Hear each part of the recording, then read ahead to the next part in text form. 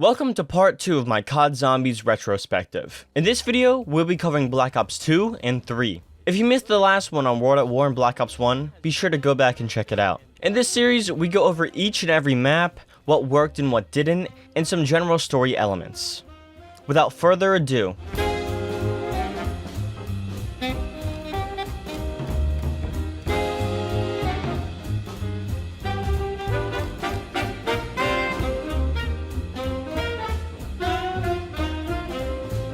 Black Ops 2 Zombies. It gave us some of the best maps to ever touch the game, but also gave us some questionable maps as well. No one can say they weren't ambitious, however. Now that Earth was in ruins from the events of Moon, the new Victus crew had their work cut out for them. Timeline-wise, the maps are a bit all over the place, so instead, we're just gonna continue to go by release date. Taking off with probably the most mixed zombies map of all time, Tranzit. Now, before we actually start, let me just say, I love Tranzit so much. I think of it like prequel Anakin. The older generation of fans hate it, but the people who grew up with it adore it. With that said, Tranzit is not a good map. It has so many flaws, so many nuances, and easily the worst wonder weapon of all time. Black Ops 2 changed a lot of things in zombies, like the crew. Since Richtofen took control of the zombies and Earth was bombed, everything is in shambles down here. And since everyone else is out of the picture, let's meet our new crew. Misty, Sam Stullinger, Marlton, and Russman, known as the Victus crew. None of them are anything too special besides Misty's rack.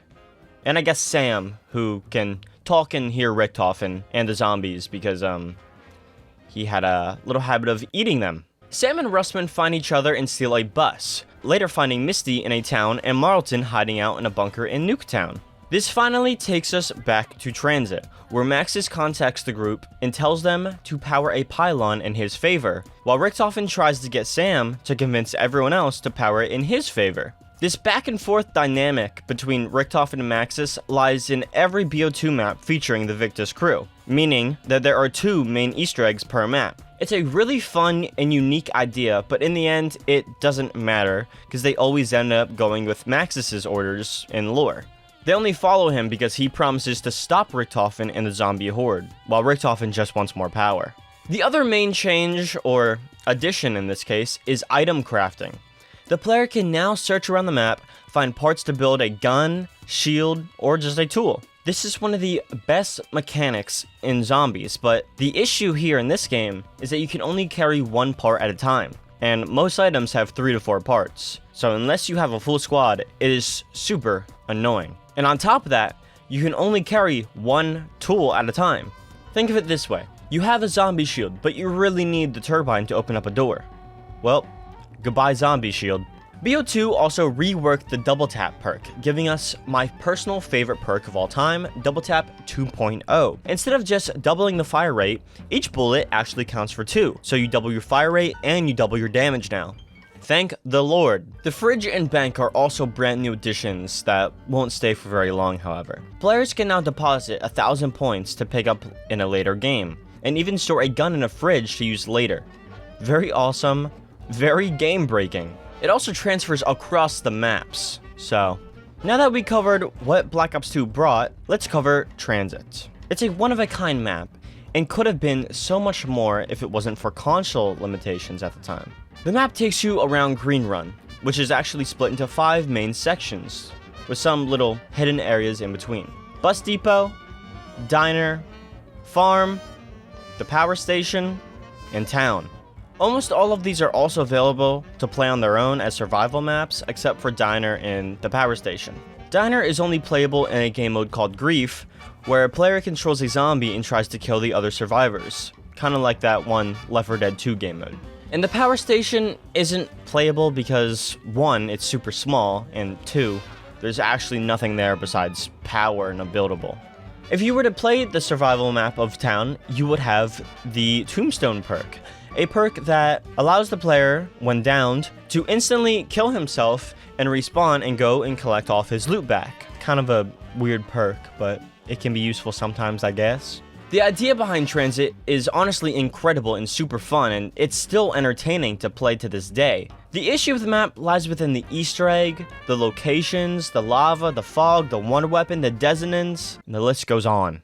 If I were to dive into every little issue with Tranzit, this section of the video itself would be an hour long. So instead, let's try to focus on some of the positives. Like the bus driver. I love this guy. He's so funny and quirky and I can't do this. Tranzit has 5 areas to play in, as I mentioned earlier, but only one of them is actually viable to play in. I don't know a single soul who enjoys farm or prefers to train at the diner. Town carries this map so hard, and even then, it's still a painful experience just because the jet gun is the worst wonder weapon in COD history. I know I'm saying something is either the best or worst in COD history a lot, but like, come on guys. It's the worst. This gun takes forever to make, especially solo, because you're gonna have to go around the entire map multiple times to collect every part. And then, once you finally have this damn gun, it breaks and you have to do it all over again. The Max's side of the Easter egg has the player harness the Avogadro, the boss on this map, whom I really don't want to talk about much because he sucks, but he's kind of like Electro from Spider-Man. Max's plans to use the Avogadro's electrical energy to increase his own strength. Richtofen, on the other hand, has the player build a jet gun and absorb the souls of zombies, then EMP some lights. I really don't understand what the goal is here, but it doesn't matter because canonically, Max's side is the one that Victus chooses, taking us to our next map, Die Rise, where it opens up with the cutscene of Victus crew teleporting across the world and then dying. They get mauled and die. That is until Richtofen has to step in and revert time to save them. Makes no sense. But before we get ahead of ourselves, I said I'm doing this in order of release date. So our actual next map takes place before Tranzit does, and is actually during the events of Moon from BO1. That's right, Nuketown zombies, baby. And yes, this is the same Nuketown as the world-renowned multiplayer map. Because it's so popular, they just had to bring it to zombies, right? On top of that, they not only make it connect to the timeline and story nicely, but apparently, they thought it was such a great success that they brought it back for BO4. But once again, we'll get to that later. Spoiler warning though, it was not a success at all, and in fact, most people dislike this map as a whole. Now, I personally don't mind Nuketown and find it to be pretty fun as a basic survival map. There's no Easter egg to worry about, no crazy boss flying around, no buildables to track down, just plain simple zombies once again.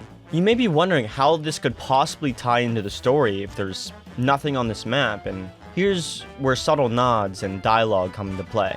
During the events of Nuketown, the Ultimus crew, that's Richtofen and all of them, are in the midst of doing the Moon Easter egg, even though the Earth has already been bombed, which actually makes no sense if you really think about it, because in Moon, the Earth bombing is in retaliation after Richtofen takes over the zombies, but whatever, I didn't write this shit.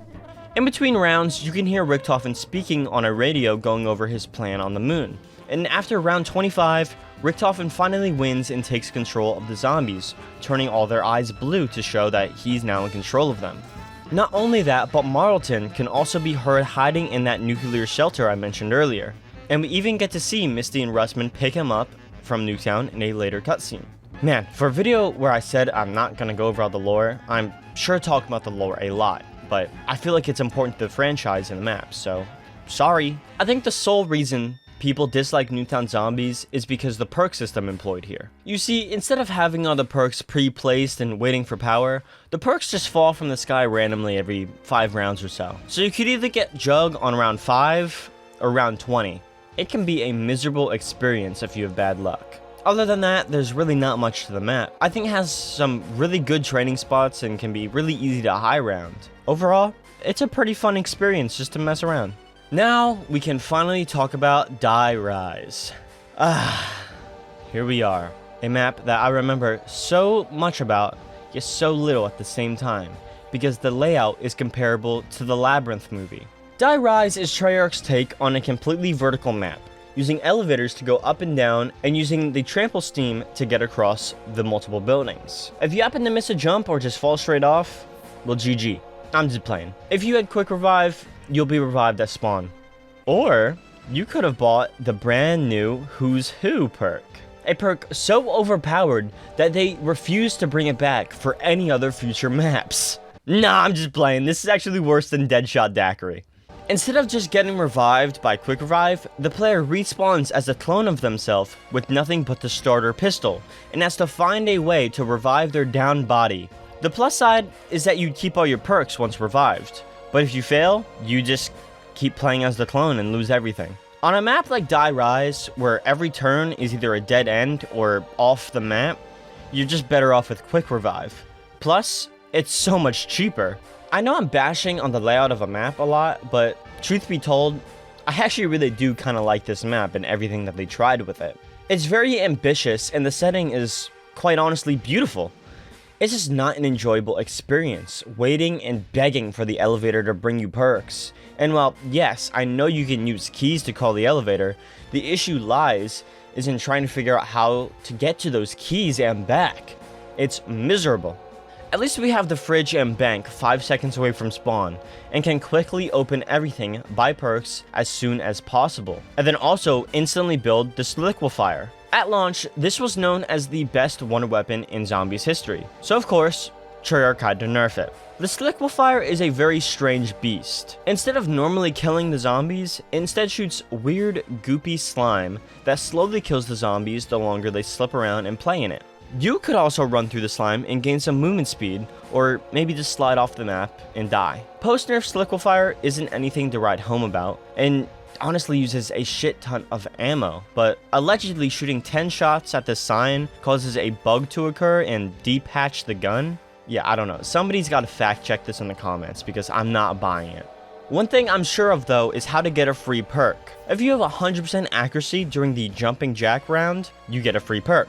It's easiest to do this with a Bowie knife or Galvanuckles. This variant of the Nova Crawlers are a lot like the ones from Moon and replace the dog rounds here on Die Rise. But instead of teleporting, they just kind of jump around a lot. Now that you know how the map works and functions, let's talk about Easter eggs. Both Maxis's and Richtofen's side require 4 players, and once again, have you giving more electrical power to Maxis or Richtofen. The players can do this by either stepping on tiles, giving up zombie souls, and playing Mahjong. Look man, this isn't an Easter egg guide, I don't know what's happening here. In lore, the crew once again follows Maxis, and in a fit of baby rage, Richtofen stops communication with Sam altogether. And for some reason, Maxis does the same. This lasts for an entire year, so we'll come back to the Victus crew when they're ready. In the meantime, we have a certain prison island to look at. No. Not that one. Sorry to any Aussies watching. I meant this one. Mob of the Dead, better known as Alcatraz with zombies. Mob doesn't have any major ties to the story, so far at least. All we know at this point is our main cast, Finn, Sal, Billy, and Al, also known as the Weasel. These are our mobsters whom we get the pleasure to watch get mauled by zombies with some cold-hearted Johnny Cash in the background. Oh, but what's this? We're alive again. How did this happen? Did Richtofen have something to do with this? Nope, not this time. You see, these mobsters are very cruel, evil people who tricked our little weasel here into helping them escape with a plane made of parts found around the island. And when it fails, they brutally murder him. They eventually get caught and sent to the chair, putting an end to all 4 of the mobsters. Now, they're all stuck in purgatory, destined to repeat the cycle until they learn to break it. It takes them a few tries, but eventually, the Weasel gets his revenge and kills them all, breaking the cycle. A crazy good storyline for what started off as a one-off map. Mob has so much more to offer besides just a killer story though. Get it? Killer? Because they like killed him? Sorry. Anyway, this was the first map to allow the player to carry more than one item at once, meaning you could collect all the shield parts and build it at once whenever you please. Thank you, Jason Blundell, for saving zombies with such a small change. This also helps the player with building the plane, making it so much easier on solo. Building the plane takes the player to the Golden Gate Bridge where Pap is waiting, along with Brutus. Brutus was the warden of Alcatraz, but now that he's in zombie form, he acts more of a mini-boss, spawning in whenever you fly the plane, or just every couple rounds. He's actually weaker than the Hellhounds in my opinion, and dies in like 4 headshots, so don't mind his little screams and temper tantrums. The real thing you have to watch out for on this map are just the zombies. I guess I should more say, watch out for getting cornered by the zombies, because this map is tight. There are many spots to just easily train, but getting around the map itself and getting all your gear in order to properly train can be very dangerous. Not to mention, quick revive is not on this map. You actually get something better. Afterlife. Afterlife is extremely overpowered, especially in solo. It's kind of like Who's Who, but free and recharges after a round. Zombies also don't attack you or even move, so it's just a free revive. And in solo, you can hold up to 3 charges at a time. This compensates for the lack of players, since you need Afterlife to turn on each and every little power station, turning on perks, opening doors, and unlocking important items. Another way to keep yourself safe is with the Acid Gat, the upgraded version of the wonder weapon on mob, the Blunder Gat. To get the Blunder Gat, you either have to roll for it in the box, or use the Hell's Retriever to collect 5 hidden skulls around the map. And in order to get the Hell's Retriever, you have to feed zombies to 3 wolf heads around the map. One by the B23R wall by, another in the infirmary, and the final one is down by the docks, next to the build table. Once they're all fed and full, you can find the Hell's Retriever down past the showers. Now, as a weapon, it's alright. Thankfully, it's really just used to grab things around the map. Once again, this is not a guide video or anything like it, but here are the 5 skull locations to get the free Blundergat, just to be nice. So, subscribe if you needed this. 1 is across this dock, 2nd is by Jug on this lamppost, 3rd can be found in the corner of the roof, 4th is in a toilet, and the final skull is outside the warden's office on an electrical pole. Once you have all 5 skulls, your free wonder weapon will be waiting for you in the warden's office.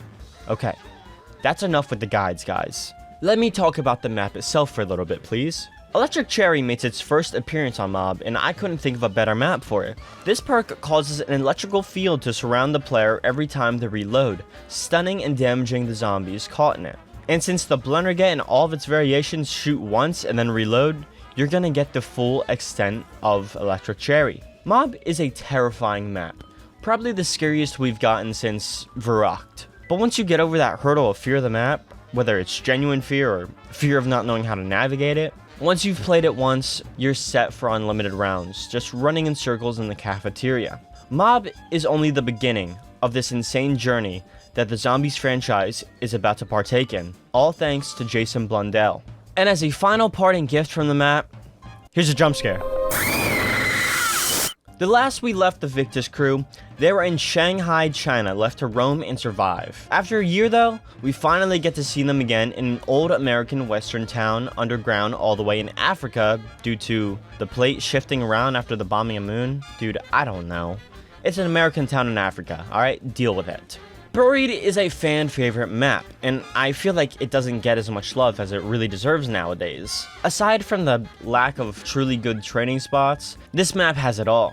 New and great mechanics, an incredible new perk, overpowered wonder weapon, and a house full of baddies. Buried is also the final Victus map in BO2, and finishes off the Maxis vs Richtofen Easter eggs. In this finale, the 2 battle it out, again, with Maxis yelling over the radios and Richtofen screaming inside of Sam's head. For the 3rd and final time, the crew is tasked with powering another tower, transmitting that strength to either Richtofen or Maxis. If you followed either side for all 3 Easter eggs, you would have completed the main story of BO2. What I mean by that is that if you did Richtofen's side for every map, you need to do it here too, and then you'll beat it. Same thing goes for Maxis. Don't bounce back and forth between whose side you're doing. Please don't. Richtofen's ending has him finally banish Maxis, giving the players a permanent fire sale and an upgraded form of Mule Kick, allowing you to carry 4 guns instead. Maxis, on the other hand, sends Richtofen's soul into a zombie and now controls the ether, putting an end to this timeline. After this, the story gets somehow even more confusing. While the story and Easter egg are kinda whatever, the map itself is beautiful. You spawn in above the actual town until you decide to jump into the dark below. The general layout of Buried is stacked on top of itself.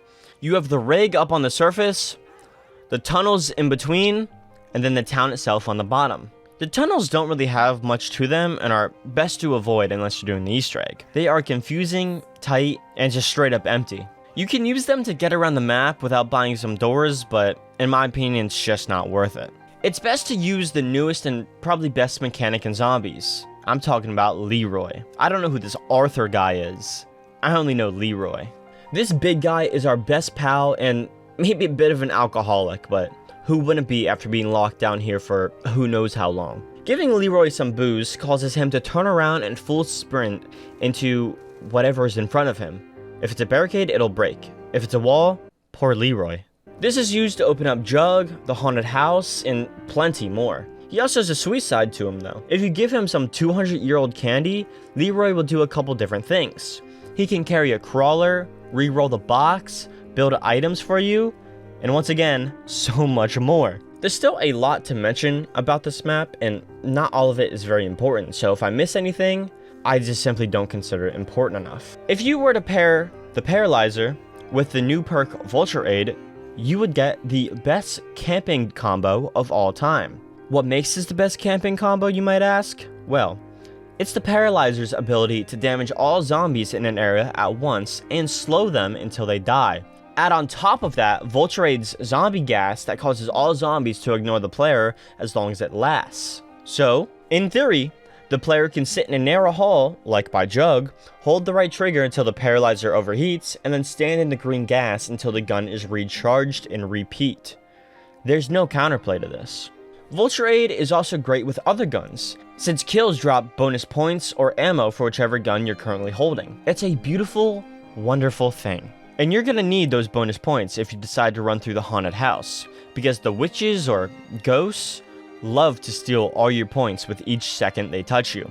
It's a bit of a miserable path to get to Pack-a-Punch. I think Treyarch knew how annoying this was, since they gave the player a free perk for just walking through the house and killing all the ghosts chasing behind you. Oh yeah, and I guess the Ray Gun Mark II was introduced.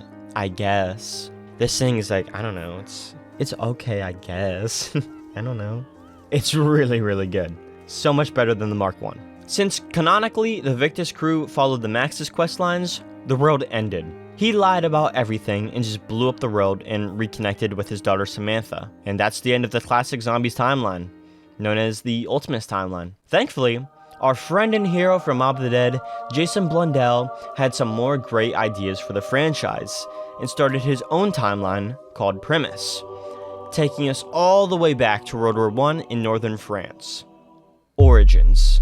The map opens with Samantha giving some background on the new timeline, and we get this badass montage of our new crew. The main difference in this timeline is that Richtofen and Maxis never become enemies, and instead work together along with Nikolai, Dempsey, and Takio.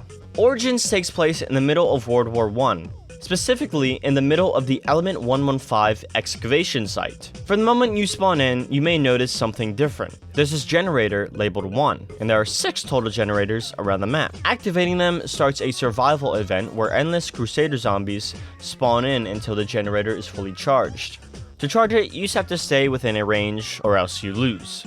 Also, Crusader zombies have nothing unique or new to them besides their design. Just thought I'd mention that. Origins is split into 3 different sections: Spawn, No Man's Land, and Church. Some people may refer to No Man's Land as Excavation, or they'll just call out generators as a guide. Compared to other maps, Origins honestly doesn't feel very big. To slow the player down and compensate for this though, Treyarch added more mud that quite literally slows the player down a considerable amount. It's not as bad as the mud from Shangri-La, but it's still not fun. They did give us the option to dig in the mud Minecraft style at least, which can grant the player power-ups, guns, or a zombie. I love digging so much though. I'm guaranteed to dig at least 25 times a match.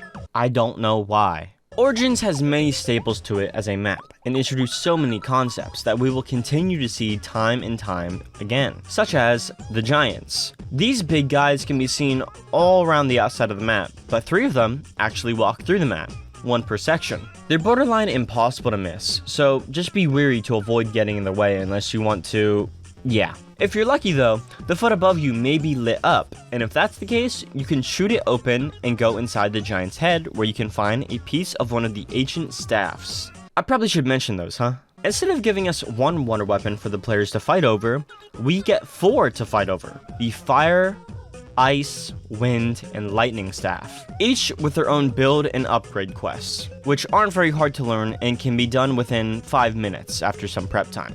Everyone has their own opinions on which staff is the best or worst, and I'm afraid to say my personal order in case I get yelled at in the comments for it. Wind, Ice, Lightning, Fire. All of these are linked to a special area of the map called the Crazy Place. This can be accessed by placing the gramophone in the staff tunnels around the map. Awesome area, super cool design. Aside from some of the best wonder weapons, we also got some of the best buildables too. The shield from Mob returns, and now we also get the Maxis drone, a deployable drone that contains Maxis's brain that'll fly around and kill zombies for you. It's a nice backup at times, but it can also kind of end the round and ruin things when you're trying to do the Easter egg. Origins introduce soul boxes as well. The idea is quite straightforward. Kill zombies near the box. That's it. Once you complete all 4 boxes, the player can then claim a reward for finishing the challenge. This mechanic isn't as common, but I wish it was. Challenges have the player shooting for a certain goal that odds are they're going to complete on total accident. For example, spending 30,000 points grants the player a free double tap, which is so much nicer than you might realize because double tap is not on Origins. Players now have the Wonder Fizz also, kinda like the mystery box, but for perks. For the low price of just 1,500, the player can roll through and hope to get a perk that isn't on the map itself, such as Electric Cherry. Most of the time though, you're probably just gonna get Deadshot and end up wasting thousands and thousands of points just to get a free double tap. Double tap isn't the only thing this map lacks though. Dogs are borderline a thing of a past in zombies nowadays.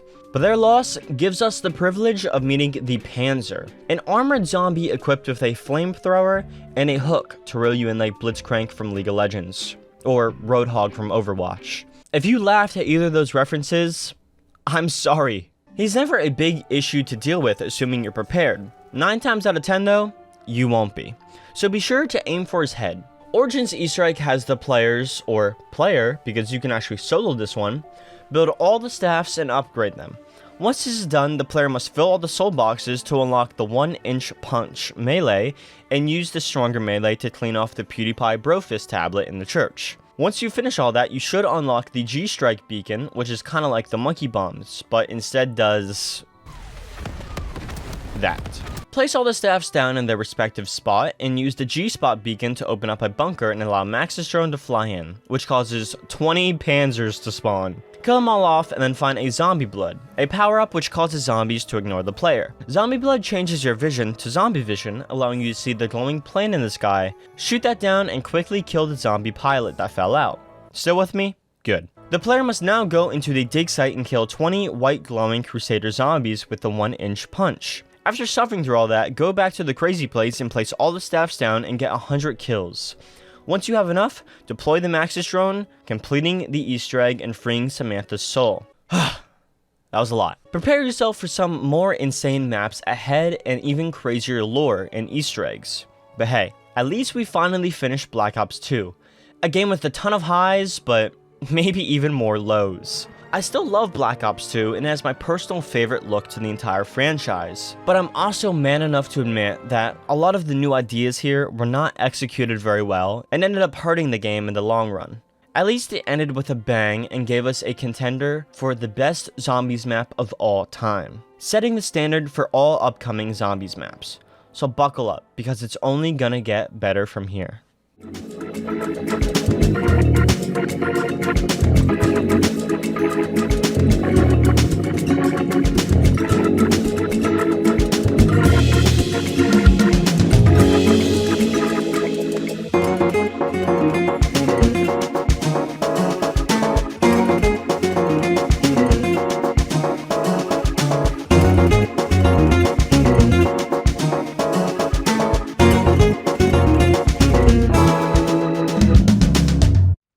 Black Ops 3 is where zombies peaked. People had their doubts at first, but as time went on, BO3 only got better. A lot of changes came to zombies, since a lot of changes came to Call of Duty as a whole. I'm obviously talking about the advanced movement system that Advanced Warfare made the norm. Players can no longer dolphin dive, but instead, we get a slide, which is actually a lot better to get around a map and slide through zombies. Aside from the movement, Treyarch also blessed us with improved health, going from 2 hits to 3. Meaning that it is just overall a much more forgiving game compared to the past entries. They also gave us the option to equip attachments on our guns that we unlock as we level up. This isn't very game breaking like the HP increase was, it's just a very nice addition. But by far the biggest and best change to zombies is gobblegums. Since there are like 40 total gums to cover, I'm not explaining what each and every one does. If you want to see a video of me ranking and going over each gobblegum, I will. But until then, all you need to know is that gobblegums are consumables that the player can get in these gobblegum machines found commonly around the map. At the start of each round, you get 1 free gobblegum. After that, it costs more and more with every purchase. They can range from making zombies ignore you for 10 seconds, to just adding some crazy, zany sound effects to every kill. Gobblegums are broken. While some might be really silly and fun, others actually just remove the need to farm any points and do any prep time for the Easter egg. You can pick 5 to equip at a time, and then roll through those 5 every time you use the machine. Only one new perk was introduced in BO3, and it became one of the new must-buy perks in zombies. If you play zombies, you already know what I'm talking about. Widow's Wine. This beauty of a bottle not only increases the player's knife damage, but also swaps out their grenades for sticky grenades that don't just explode, but instead web the zombies, dealing damage over time and stunning them. The best part about Widow's Wine is that you actually don't even have to throw these grenades to use the web ability. If a zombie hits you, all surrounding zombies are webbed, allowing you to easily escape. Although, it does eat up one of your 4 uses. But wait! It gets even better than that, because not only does it recharge per round, but zombies also have the chance of dropping a spider pickup that adds another use. Pack-a-Punch also received a big change in BO3. Before, when you would Pack-a-Punch a gun for a second time, it would just swap the attachments around, but since the player can now choose their own attachments, it wouldn't be necessary. So now when you go to Pack-a-Punch your gun for a second time, it'll only cost 2,500 instead of 5,000, and it'll add an ammo modifier to your gun. This means that a random bullet in your magazine will apply a special effect. And though there are 5 total modifiers to get, only 3 are really worth using. I'm not going to say which ones these are though, because I want you all to comment what 3 you think I'm referring to. In no particular order, we have Thunderwall, which has your bullet apply a baby version of the Thundergun Blast. Deadwire is quite similar in a way that it mimics a wonder weapon, this time being the Wonderwaff, applying a chain lightning effect to surrounding zombies, but only killing at most 9. Fireworks spawns in a firework with a version of your gun shooting in all directions, killing all zombies hit. Turned turns whatever zombie you hit into an ally that hunts down other zombies and lasts way longer than you think it will. And the turned zombie also just does infinite damage to the other zombies. Finally, we get to Blast Furnace. This strikes a flame onto a zombie that chains to nearby zombies, killing them over time. And unlike Deadwire, this does not seem to have a cap on how many it can kill in a single use, although it does take a lot longer to kill. All of these changes and additions to the game may have made it a lot easier, and even a little bit pay to win at times. But they're still all incredible and make the game so much more enjoyable. It's strange going back and playing the older games and feeling super tense just after one hit. But don't worry, that's not to say that zombies got soft, because it didn't. Yet. Shadows of Evil launched along with BO3 and instantly became a fan favorite in the community. Maybe it's the look, maybe it's the HP Lovecraft inspiration, or maybe it's everything. Players were caught off guard when they first saw that it's a whole different crew once again. Since Origins started a whole new timeline, we expected it to return. But the Shadows crew is both amazing and kinda hilarious. Taking inspiration from both Call of the Dead and Mob of the Dead, the Shadows crew is composed of actors and a single actress. But instead of playing themselves, they play normal citizens set during the time of Mob of the Dead, aka the 40s. The 2 maps are actually confirmed to be connected by Easter eggs also. Ron Perlman, best known for Alien Resurrection, will start us off with his character, Floyd Campbell. Campbell is an up-and-coming boxer, looking to make it big, willing to do whatever it takes to get there, such as putting brass knuckles under his gloves and almost killing his opponent. He may not be proud of it, but he still did it. Jessica Rose, played by Heather Graham, best known for Judy Moody in the Not So Bummer Summer, is our cliche 40s burlesque dancer with dreams of being a big Hollywood star. Rose is another poor soul willing to risk it all to achieve her dreams. Ms. Rose decided the fastest route to Hollywood would be sleeping with a film producer. When the relation was found out by a press photographer, she lured him in and killed him off to contain her secrets. Jeff Goldblum might be the most famous actor on this list, best known for his role in Cats and Dogs. He plays Nero Blackstone, a popular magician with a very needy wife. The main antagonist of the map, the Shadow Man, bribed Nero's accountant to make it seem like his wife was deep in debt. Without knowing this or knowing how to handle it, Nero staged an accident during a knife trick, killing his wife in order to claim insurance and pay off her debt. Not cool, Mr. Goldblum. Our final member of the crew is a detective named Jack Vincent, played by Neil McDonough, best known for his iconic role in Paul Blart, Mall Cop 2. Vincent was not afraid to crack deals with mobsters and criminals in order to keep his successful career. Eventually, it catches up to him, however, and the mayor of Moog City starts investigating him. As you can guess, this ends with Vincent going around killing off all of his old associates. If you hadn't caught on to the trend here, they're all selfish, unethical people hurting others to achieve their goals. And the Shadow Man notices how vulnerable they all are and takes advantage of their state, transporting them all into a separate dimension identical to their own. The main difference here is the presence of zombies and the never-before-seen apothecans. This includes the Shadow Man himself, the Margwas, the Meatballs, the Keepers, and the Parasites. Zombies YouTuber Crazy Rabbit has compared the parasites to the bloatflies from Fallout, and now I just can't unsee it. So I have to make sure I'm not alone in this forced comparison. These enemies are obviously inspired by H.P. Lovecraft and his uniquely terrifying horror creations. Great writer, horrible guy. The Shadow Man is a pseudo boss fight on this map if you choose to do the Easter egg. I call him a pseudo boss fight because he doesn't actually really fight back at all, and doesn't have a health bar to drop to 0. It's more of a battle of survival, if anything. The Margwas take on a similar role that the Panzers had in Origins, spawning in every few rounds and dealing way too much damage, all while taking none. Thankfully, they don't have any ranged attacks like the Panzers did, and can only slowly slam on the ground. Killing them is quite simple too. They have 3 mouth, eyes, heads, whatever you want to call it, and each one will open and close. So just shoot whichever is open, and after all 3, it's dead. The Meatballs' actual name is Insanity Elementals, which sucks as the title, and the Meatballs are better. These guys are just a reskin of the Raps from multiplayer. Rolling drones drop from the sky, track down nearby enemies, and then explode on them. The only difference between the two is the design. It's subtle, but if you look close enough, it's there. The Keepers are the ones who created Agartha and are the main group against the Apothecans. Keepers also created the Summoning Key, which is a key component to BO3's story, which I'll explain as it unveils throughout the game. Keepers are hardly an issue gameplay-wise, as they just kind of slowly float towards you and die within a few bullets. Finally, we get to the Parasites. They are the main replacement for the dogs on Shadows, and are just annoying, if anything. They fly around quickly, don't deal too much damage, and just die after a couple bullets. Odds are you won't be killed by a parasite, but you might throw your controller because of how often they spawn in late rounds. With all that background out of the way, we can finally talk about the map itself. Like I said earlier, Shadows is set during the same time period as Mob of the Dead from Black Ops 2.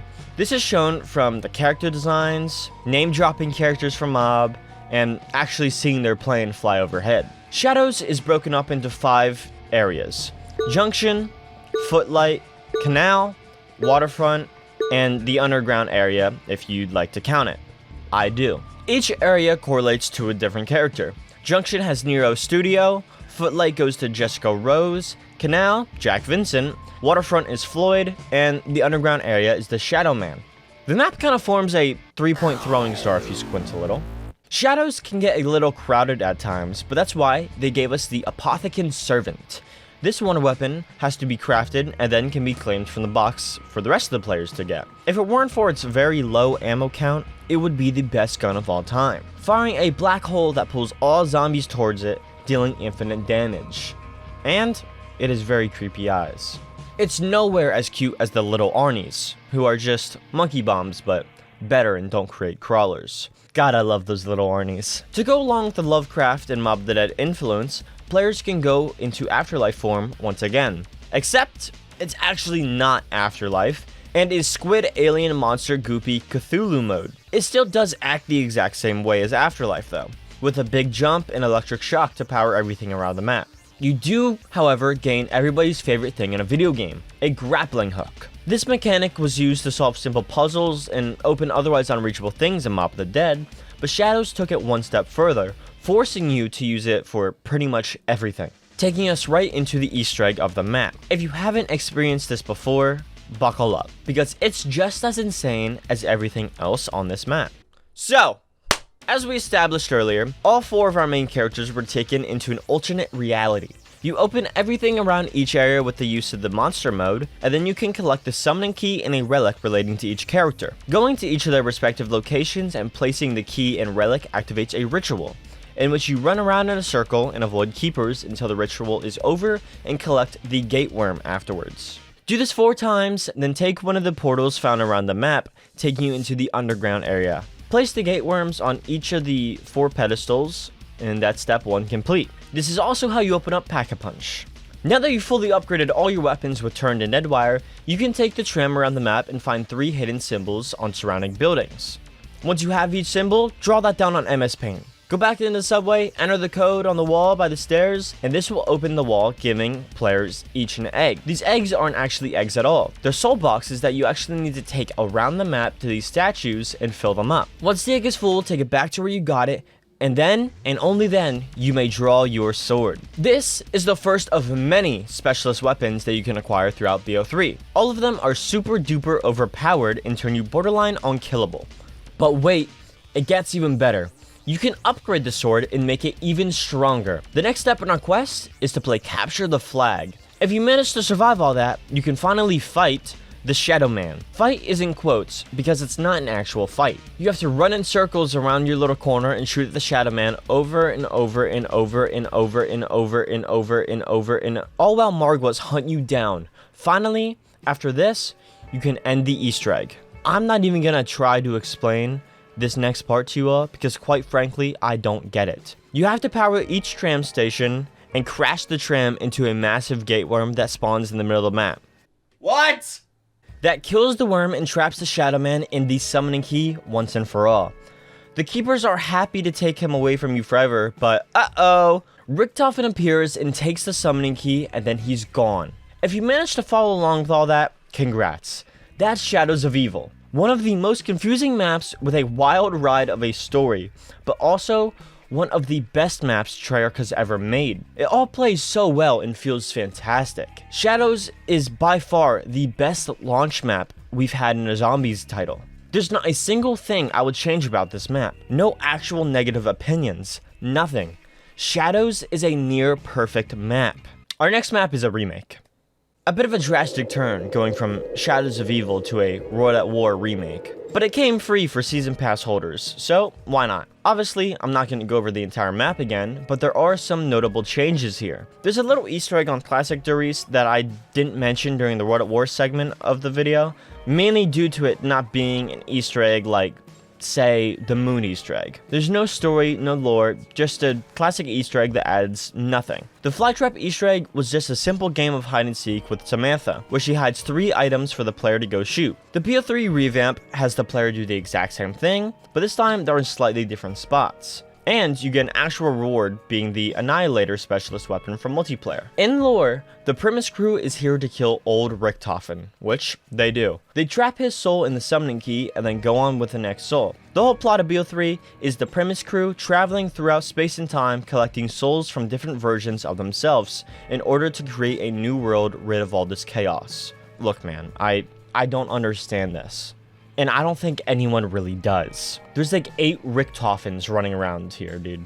Once again, I'm gonna link that lore video down below, so please check it out. On with the game. You guys all remember Origins from Black Ops 2? Remember how great I said it was? Well, what if we did something very similar, but better? Eisendrache. Eisendrache. How do you pronounce this? Anyway, this is the first DLC map of Black Ops 3, and by far, my personal favorite map of all time. DE takes place in a real German castle, and it is the beautiful baby of the best of Origins with a little bit of mob thrown into it. You spawn in a tram that you can later call to get a free power-up. The tram is a bit overlooked by fans, I feel. Like, everyone knows it's great and awesome, but my poor little tram hardly gets any actual love. Before we progress with talking about how perfect this map is, can we take a moment to appreciate how gorgeous it is too? It's the same effect that Doris has on me. The damn blue maps always get me. Don't be fooled though. The map may be beautiful, but it is not very forgiving. Panzers are back, baby, and they got an upgrade. No more hookshot. Now, they're that Warzone wizard guy spamming shock charges at you and then smacking you once and you die. It's not fun and it's really annoying to kill without our trusty staffs. If only we had multiple fantastic wonder weapons that all have unique quests and abilities. That way every player could have their own. Oh wait. We do! DE is the child of origins in more ways than just the Panzer. The wonder weapons are very much like the staffs. There's lightning, fire, void, and wolf bow, all of which are fantastic in their own right, but lightning is by far the best, and I don't even think it's up to debate. Before you get them though, first you need the normal Wrath of the Ancients bow, which is where the mob inspiration comes into play. Who here in the audience can remind me how to get the Hell's Retriever? Anyone? Preferably someone who is subscribed to the channel? Anyone who shouted the dog heads that eat zombies, and only that phrasing, is correct. 3 dragon heads are found around the map and each take 8 zombies. The bow can be found behind the Tomb of the King, and all the upgrade stations are right below around the anti-gravity pyramid. Kinda reminds me of the one from Moon. Weird. All of these bow upgrade paths are quite unique and straightforward, not to mention fairly easy, besides the void bow. So be sure to give that to your least favorite friend. That's what I typically did. Another multiplayer specialist found its way into zombies, giving us the almighty Ragnarok. The Ragnarok has 2 different ways to use it. You can troll your team and just spam the slam attack, hopping around like a frog, or you can save it for a sticky situation and use the anti-gravity mode that lasts abnormally long and kills everything around it. God, I love this map. I even love the story Easter egg of this map. DE has the crew in contact with a remaining member of the group 935 up in Griffin Station from Moon. They do some weird time travel stuff, play some memory games, and then they steal Dempsey from a pod that was headed towards Griffin Station for testing. We may have tank, but we're only halfway there now. With ancient powers and rituals, Primus summons a Keeper Soul and makes some soul sacrifices with each bow. I said earlier I couldn't name a flaw about this map, and I lied. This part of the Easter egg is horrible if you're not on solo, because infinite dogs spawn in, and they don't give any points. Have fun with your ammo. Follow him back to the pyramid room and watch as it vanishes. And then, the pyramid from Moon appears. Whoa! The Ragnaroks open the pyramid and reveal that the Keeper has been corrupted, and obviously, you have to be the ones to stop him. The boss fight is a whole lot better than the one from Shadows, but it's also very painful because another thing from Origins returns. 20 fucking Panzers. If you manage to survive, you'll be sent back to the castle and you can peacefully watch as you get revenge on the moon and blow it up instead of blowing up the earth. It's a beautiful contrast, and I think it's a big part of the reason I love this map so much. The ending cutscene even shows us character growth with this new crew. Before, Richtofen would have kept many secrets and worked against them all, but this new guy lets them in on the plan and even allows Dempsey to claim his own soul. Heartwarming stuff right here, guys. Some evil people out there, like DRG YouTuber CNR Mr. Y, think that DE can be a bit overrated and overplayed, but I can't disagree more. It's the equivalent of saying that you don't like water. It's all for attention and just to be different. DE is awesome and stunning. Get over it. I knew from age 12 or however old I was when this came out that this would be my favorite. I can't say the same about our next map, however. It took up until last month to grow on me. I think it still hasn't fully grown on many players though. Some people just find it too hard, maybe too confusing, or some just straight up don't like the way it looks. Zetsubou No Shima takes us on another wonderful trip to Japan on a quest for Takio Soul. It seems like Nikolai messed up the vacation plans because this place is full of disease and spiders. It's disgusting. Literally the exact opposite of what DE was. Although, it is a whole lot more unique and ambitious, which I will always appreciate. While the look of the map isn't very different to its baby brother Shinonuma, its playstyle is like nothing we've seen before. Maybe the biggest addition is the gardening simulator that they added. Zombies have the chance to drop seeds that the player can plant and then water with either blue, green, or purple water. Part of me wants to say that this is also inspired by Origins and its dig sites, but I think that's a reach. Each water will do something different, along with different color combinations. I'm not going to go over each variation, but you can get from a gun or power-up all the way to a clone of your current self with all the same perks and guns, everything. It can be very overpowered. Following the same vibes, Zetsubou gave us an airborne disease as well. Walking through this dust causes the player to get disoriented and slowed. This can be fixed by putting the new gas mask. And that's as far as that side of the map goes. Very simple for once. When zombies walk through the dust, however, they have a chance to mutate into a Thrasher. Thrashers aren't really like any of the bosses we've seen before, and aren't very hard to take down. They have 3 orange sacks that pop after just a couple bullets. They actually help the player more than anything. Say you went down and your teammates across the map. Well, if a Thrasher is around, he will actually eat you and carry you all the way over for your teammate to pick you up. It's supposed to be scary, but it's a lifesaver. The only time you will hate the Thrashers is during your challenges. Remember those things from Origins? Yeah, they're back. And they are very annoying. Completing them is so very worth it though, giving you a max ammo, a 5th perk slot, and even a free pack-a-punched gun. If all players on the map complete them, however, you unlock Zetsubou's super overpowered specialist weapon, the Skull of Non-Sopway. This Indiana Jones skull can be used to either suck the life out of all the zombies in a radius, or freeze them all in place, which can be very helpful for the Easter egg. Lifesaver of a specialist. The KT-4 is the wonder weapon of the map, and honestly, it isn't very hard to craft. You do need to use this map's replacement for the wolves, being the spiders. They're just kind of annoying, and the odds of you dying to them are very, very low. The odds of you dying because the doors are webbed off are very, very high, however. They also have a big, massive mama spider you can fight and get a free widow's wine after beating. That's probably my favorite part of the map. We're getting off track though. Back to the KT-4. It's kind of shit. It kind of reminds me a lot of the Slick Fire from Die Rise. Thankfully, you can upgrade the KT-4 and turn it into a monster weapon, great for training or even camping. It requires a lot of setup though, along with the rest of the map. Even Pack-a-Punch requires 3 different parts to get, and they're all super annoying and deadly to reach. This Easter egg has the worst prep. It's funny, but so painful. You get to shoot down a plane, but if you do this Easter egg with someone like Connor Murray, odds are you're gonna do a step wrong and get killed over 20 times. Aside from that though, it's great. Maybe a bit too easy and underwhelming once you learn it, but still pretty fun. Zetsubou has you travel below Division 9's research lab, which was a real and terrible Japanese group during World War II called Unit 731. It's really interesting, but highly disturbing. Anyway, below the lab is where you will find the big boy. This is actually our dear friend Takio. He spawns in dozens and dozens of Thrashers as a defense, but assuming you all have the upgraded KT-4, the fight's already over. Premise Takio has a heart-to-heart with his other self and gives him a respectful ending. I'll let you guys in on a little secret though. That isn't the actual true Easter egg of the map. Not even close. The real Easter egg is turning into a spider.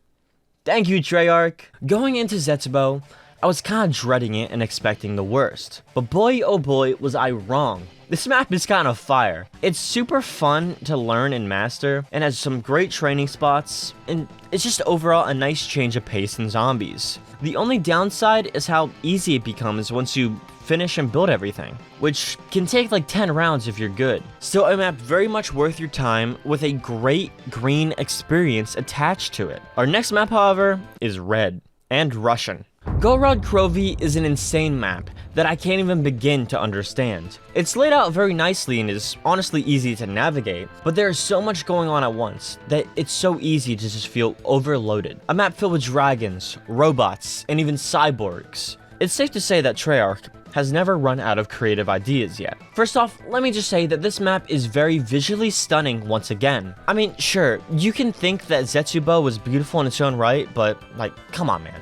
It's meant to be a gross-looking cesspool. Meanwhile, Gorod is an active war zone with literal dragons sweeping down and breathing fire into collapsed department stores. I can't get over the dragons. Destruction really is as beautiful as they say. except when it's your mental state being broken whilst attempting this goddamn Easter egg. But let's not get ahead of ourselves here now. Gorod has a ton of new features introduced, as well as a lot of returning. We'll just get everything that returns out of the way first. Challenges are just everywhere nowadays, giving you perk, max ammo, and a pack-a-punch gun once again. But this time, there's a fourth challenge for everyone to complete together. The quest for fatherhood, i.e. the Dragon Egg quest. Completing this will give your whole team the Gauntlet of Siegfried. It's kind of like that special glove that bird trainers wear when dealing with hawks. Except instead of a hawk, it's our little baby whelp. The whelp can be used to breathe fire onto the zombies in front of us, or take flight on its own, while we dash around punching everything like we're Doomfist in Overwatch 2. You can also use your gun and just let the whelp roam around and have some fun.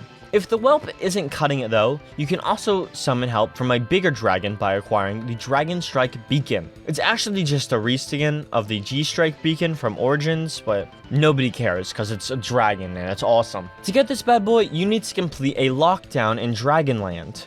It's pretty easy and will probably be finished by round 8. Your shield also suits a burst of flame on Gorod rather than doing a big rocket dash forward. I honestly prefer the fire. I mentioned robots and cyborgs earlier, and really didn't explain that much.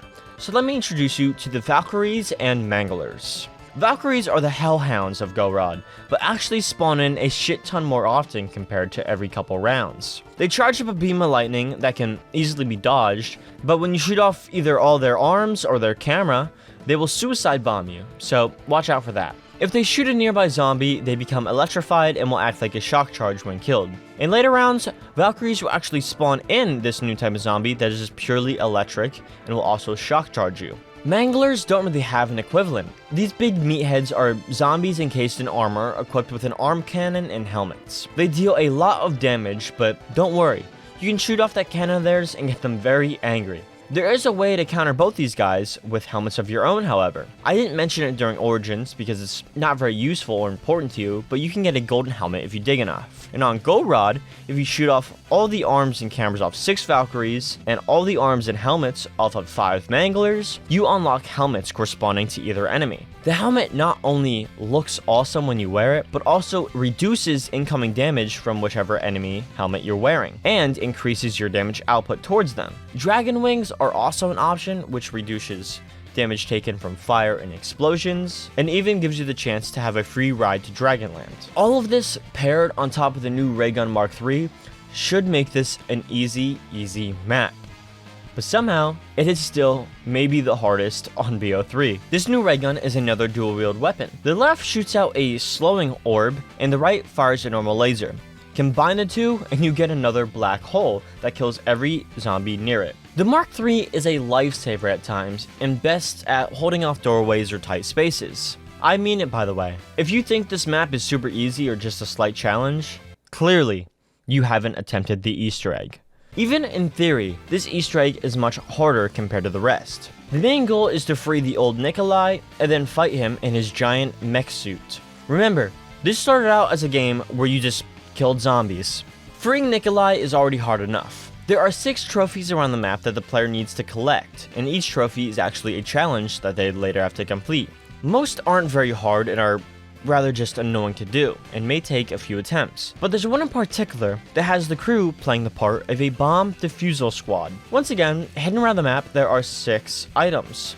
Bombs. The map in the command center will quickly flash the order in which you have to defuse the bombs. Mess up the order, and you blow up. But if you fail entirely and don't get all of them in time, everybody dies. You have about 2 minutes to find all of them. Stamina up is needed.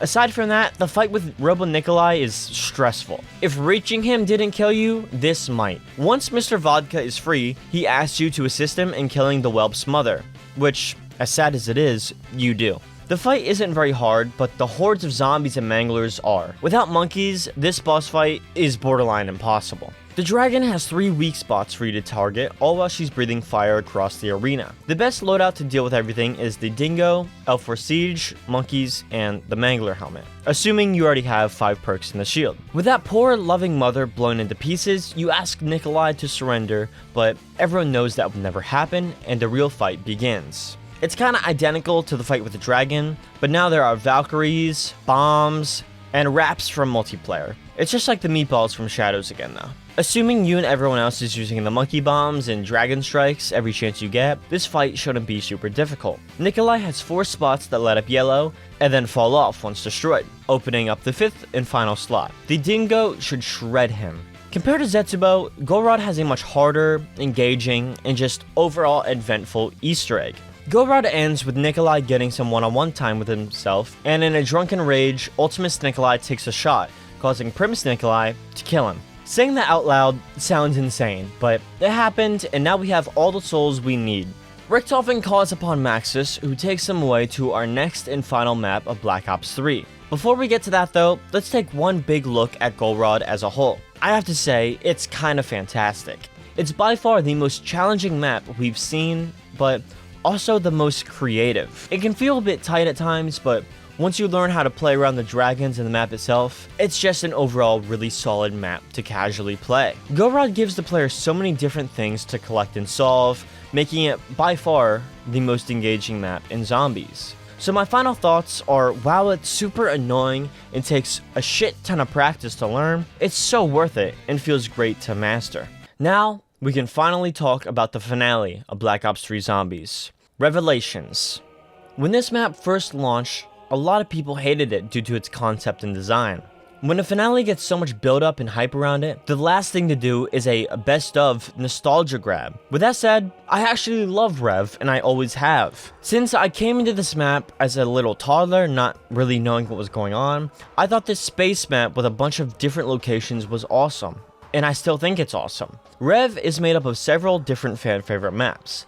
The list goes Origins, Mob, Shangri-La, DE, Verrucht, Kino, and Nocturne Toten. All of that with elements of Shinonuma, Buried, and Zetsubou sprinkled on top. It's a lot to take in at once sometimes, and just the idea alone sounds kinda off-putting. But once you really get going and play the map, it's not as complicated as it seems, and I'm happy it's starting to grow in a lot of players.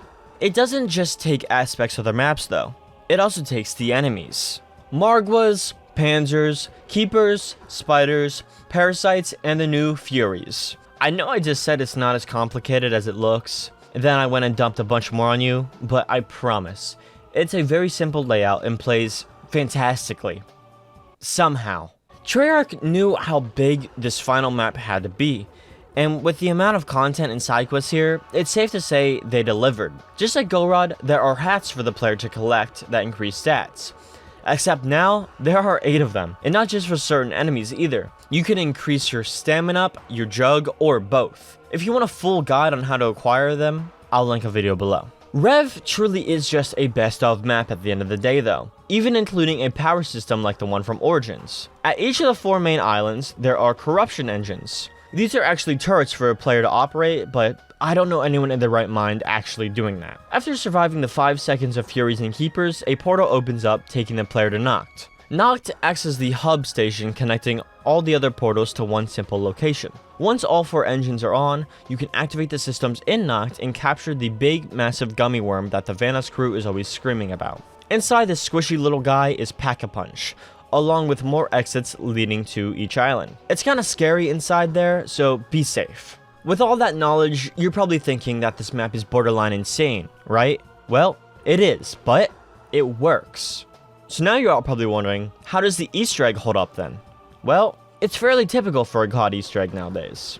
It's very nitpicky, annoying, RNG based at times, but most of all, fun. This finale to the story has the crew collecting all the pieces to banish the Shadow Man once and for all. This includes a random little rock, audio logs, Sophia from Gorod, ancient symbols, and of course, the summoning key. Sorry for all the lists, but the way that Treyarch writes the shit is all just, and then this happens, and then this happens, oh, and then this happens. Which is fine, it just makes it a little uninteresting to retell. Zombies is really just something you have to experience yourself. Rev might be hard to experience alone though, so for all you poor souls whose friends won't spend $60+ on a game older than most of Conor Murray's viewers, good luck.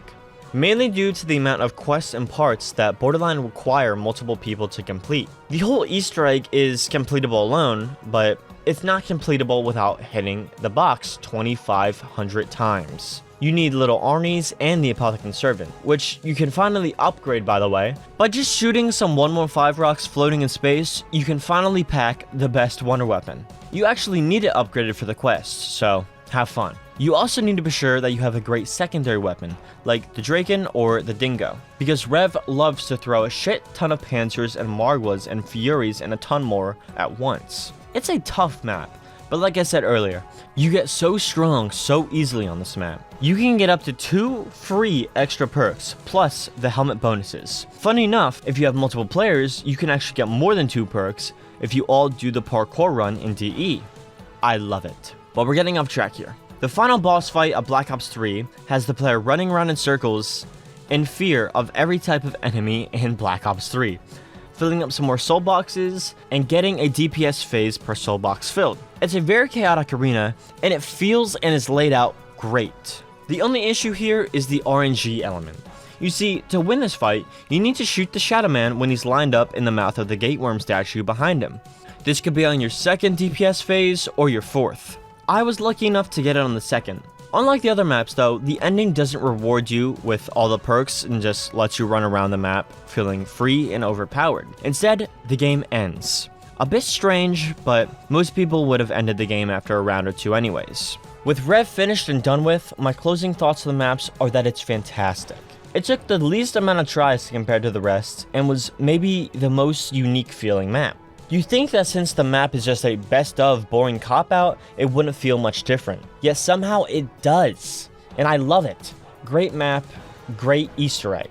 Those are the same words I'd use for every map BO3 gave us. This is and will always be the best feeling zombies we have ever received. The horror atmosphere might be a bit lost here compared to all the previous entries, but it plays the best, and that's not a debate at all. It does have its issues, yes, but hardly any of them are in the gameplay itself. There are annoying bugs, the menu's unusable, and it's not scary at all. And whatever else you want to complain about, I don't care, quite frankly. You can prefer other games, but you can't beat BO3. This is all without even including the modding community. Steam Workshop is zombies heaven. Oh, you like silly fun maps? We got you. You like quest-driven maps? Perfect. Or maybe you want to play as Deadpool. A little cringe, but they have that too. But by far, the best part of the community are the people making Zombies Chronicles 2. You see, Black Ops 3 has Zombies Chronicles, which includes 8 incredible maps from past games. But there are a ton left out, so the fans took over and began remaking the maps themselves. I love them, and I love how much they love this game and franchise. If I could have had it my way, Zombies would have ended here, but Activision just loves money. So of course, the story is not over. At the end of Revelations, we get to watch as Dr. Monty vanishes everyone. So you'd think it to be over, but of course, it's not. Taking us into our next title, Black Ops 4, which truly is something.